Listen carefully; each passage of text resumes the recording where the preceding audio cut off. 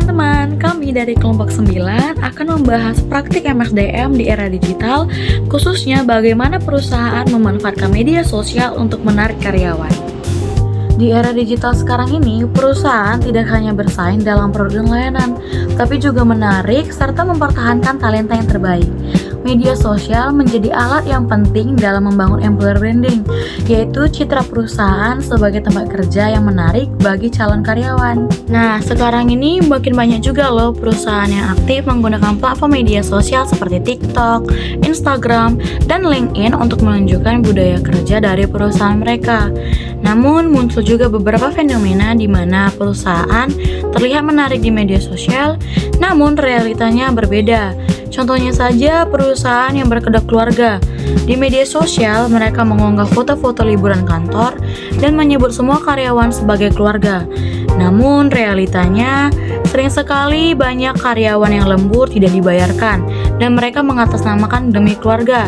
Serta ada juga senioritas yang kuat di mana pendapat-pendapat karyawan yang baru sering sekali diabaikan maupun disindir.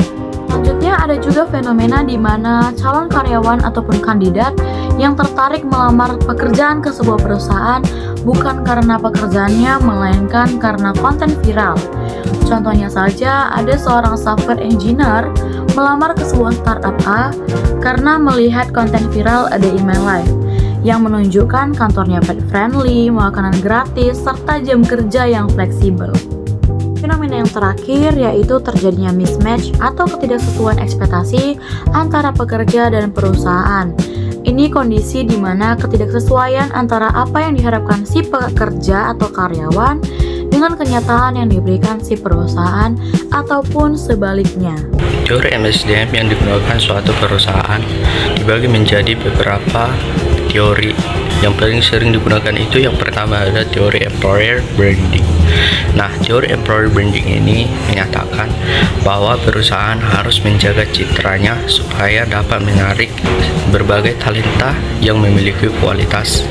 Yang kedua itu ada teori motivasi. Nah, teori motivasi ini menyatakan bahwa karyawan bekerja tidak hanya untuk menerima gaji, tetapi juga kebutuhan sosial, penghargaan, dan aktualisasi diri.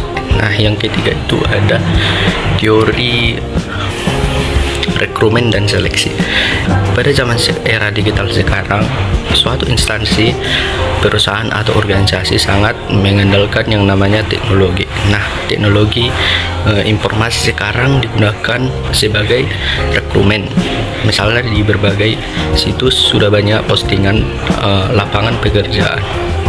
Contoh nyata dari teori MSDM, yaitu yang pertama ada teori employer branding, yaitu perusahaan membangun citra positif untuk menarik talenta. Contohnya Gojek. Gojek sering membagikan konten di media sosial seperti Day in My Life, budaya kerja fleksibel dan kolaboratif, menyampaikan karyawan yang kreatif dan lingkungan kerja yang nyaman. Analisisnya yaitu konten tersebut membuat calon karyawan berpikir bahwa Gojek adalah tempat kerja yang seru, modern, dan yang nyaman. Mendukung pengembangan dirinya, yaitu ada dampaknya. Banyak fresh untuk tertarik melamar walaupun belum tentu tahu detail pekerjaannya. Yang kedua ada teori motivasi, yaitu ada karyawan tidak hanya mencari gaji, tetapi juga kebutuhan lainnya. Contoh nyatanya seperti Shopee. Shopee menarik karyawan dengan gaji dan bonus, kebutuhan fisiologis, BPJS dan jaminan kerja, atau kebutuhan keamanan, tim yang solid, dan kegiatan kantor, dan juga kebutuhan sosial. Analisisnya, Shopee tidak hanya fokus pada uang, tetapi juga lingkungan kerja. Pengembangan karir ini membuat karyawan lebih termotivasi dan betah bekerja. Yang ketiga ada rekrutmen atau seleksi. Media sosial dan juga teknologi digunakan untuk mencari karyawan, yaitu banyak contoh nyatanya seperti aplikasi TikTok. Banyak juga perusahaan menggunakan TikTok untuk menjelaskan posisi kerja, menjelaskan dengan video singkat, menarik kandidat dengan konten kreatif. Yaitu ada juga rekrutmen juga dilakukan dengan link juga website karir. proses seleksi dilakukan secara online, seperti interview via Zoom dan yang lainnya.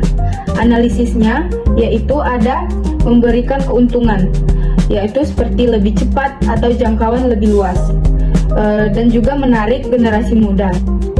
Tetapi ada juga resikonya, yaitu resikonya adalah kandidat melamar karena tertarik konten, bukan karena cocok. Apa sih hubungannya dengan materi MSDM? Nah, yang pertama itu ada rekrutmen. Media sosial memperluas jangkauan kandidat mereka. Yang kedua, motivasi. Konten menarik meningkatkan minat bekerja. Yang ketiga, retensi karyawan. Employer branding dapat meningkatkan loyalitas mereka. Yang keempat, kinerja. Karyawan yang merasa cocok dengan budaya perusahaan tersebut cenderung lebih produktif. Nah, sebagai analisisnya yaitu media sosial efektif sebagai alat employer branding, tetapi memiliki risiko jika tidak mencerminkan kondisi nyata. Perusahaan harus menjaga keseimbangan antara branding dan transparansi agar tidak menimbulkan kekecewaan. Penggunaan media sosial dalam employer branding adalah hal yang positif, tetapi harus digunakan secara jujur dan realistis jika tidak dapat merusak citra dan nama baik perusahaan dalam jangka waktu panjang. Solusi atau rekomendasi yang pertama, perusahaan harus transparan dalam menunjukkan budaya kerja. Contohnya, perusahaan memberikan waktu kerja yang cepat dengan target yang ketat. Terus yang kedua itu, ada perusahaan tidak hanya memberikan hal positif, tetapi juga tantangan dalam bekerja. Contohnya, mengejar deadline karena permintaan klien. Yang ketiga, testimoni karyawan. Interview karyawan, kekurangan atau kelebihan perusahaan. Dan yang kedua, komunikasi dua arah. Contohnya seperti memberikan feedback untuk yang sedang melakukan interview. Jika kami atau mahasiswa menjadi HR, hal yang kami lakukan ialah yang pertama, membuat strategi employer branding yang autentik. Contohnya, menampilkan hari kerja nyata karyawan melalui video vlog dan bukan hanya sekedar settingan. Atau bisa kita membagikan cerita karyawan dari fresh graduate hingga sampai naik jabatan. Yang kedua, menggunakan media sosial untuk edukasi, bukan hanya sekedar promosi. Misalnya, kita bisa memposting tips lolos interview, cara membuat CV yang baik, ataupun skill yang dibutuhkan di industri. Yang ketiga, menyelaraskan konten dengan kondisi nyata perusahaan. Contohnya, kalau ada kegiatan pelatihan, yang ditampilkan ialah kondisi training yang benar-benar ada, bukan hanya sekedar konsep saja. Keempat, fokus pada kesejahteraan karyawan, bukan hanya citra. Misalnya, kita bisa menyediakan program kesehatan seperti menyediakan asuransi, konseling mental, atau kita bisa mengadakan kegiatan olahraga bersama, ataupun kita bisa mengadakan feedback rutin kepada karyawan, dan kita harus benar-benar menindaklanjutinya. Dengan begitu, kita dapat menyimpulkan bahwa di era digital sekarang ini, employer branding melalui media sosial menjadi strategi yang penting dalam MSDM. Namun, untuk mencapai keberhasilan strategi ini, semuanya bergantung kepada kejujuran serta konsistensi antara citra yang ditampilkan dengan realitas di sebuah perusahaan.